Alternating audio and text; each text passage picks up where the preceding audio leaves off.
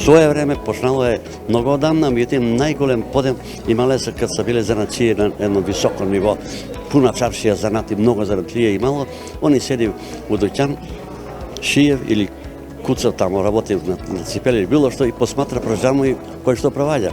И сега, што на Кумановски има еден израз за лангури, чираци и калфе, мајстор овој какав и овај каква, и почине, нормално и почине да наденува имиња. И он вика, еден и се исправија, иде како срак. Друг иде, вика, како петле, пешко што вика. Трети вика, искривија десно ногу, четврт лево ногу, имал рука ко лопато, искривија нос и почине да дава наденци.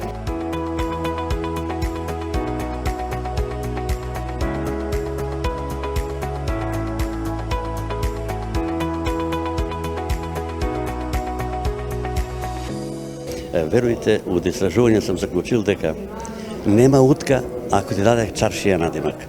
Има утка ако татко и мајка даде надимак. Знаете ви, татко и мајка дају често пута на своји деца или баба или дедо. Мило мој или Лепотани, што ја знам, даде му некој име, али друштво му залепи оно што му на njega личи. Не се десило вика, нема привилегија, нема политика, нема братство, што ја знам, него другарство туи, него он му залепи тачно како што и не може да се одлепи цел живот.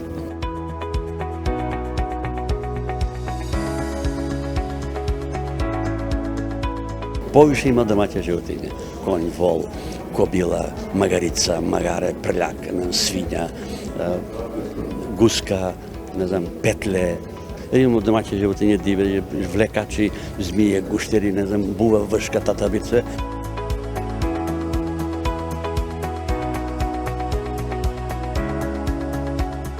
Имало и тепачке, имало и љутење, и на игранке, и по корза, и по фабрику, ама они се задоволив. Јас сам у книгу еден пример. Седи матурант, Коле се вика, дома на вечер и пред прозор рикав другари, како магариња. И мајка му вика, Коле, другарите вика да идеш на корза. А вика својга Коле прљак.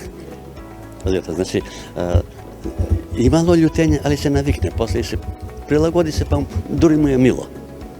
Не се љути човек, да.